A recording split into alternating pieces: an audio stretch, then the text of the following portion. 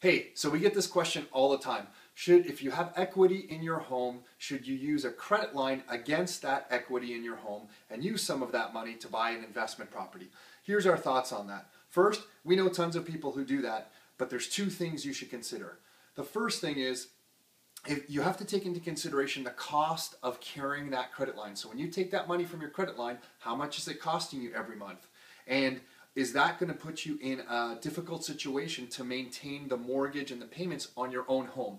If it is, don't do it. The place that you live in is really important, so don't overstretch yourself. And then second, you should also look at the investment property and look at the carrying costs of the investment property and include the carrying costs that you're going to be paying on your credit line into the carrying costs on the investment property.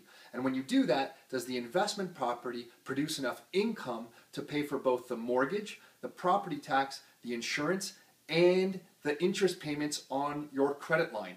If it does, it may be worth considering. If it doesn't, it's not our favorite solution. So two things to remember. Don't overstretch yourself on your primary place of residence. Make sure you're not overstretching yourself. Leave yourself some equity in your property. And second, the investment property should be able to carry everything and still be cash flow positive. Those are the two things that come to mind. And lastly, not all banks like or will approve of you using your credit line as a down payment to buy investment property. You're going to want to talk to your mortgage broker or your banker about that so that you know all the details around that before you get started. Hopefully you found that helpful. Until next time, your life, your terms.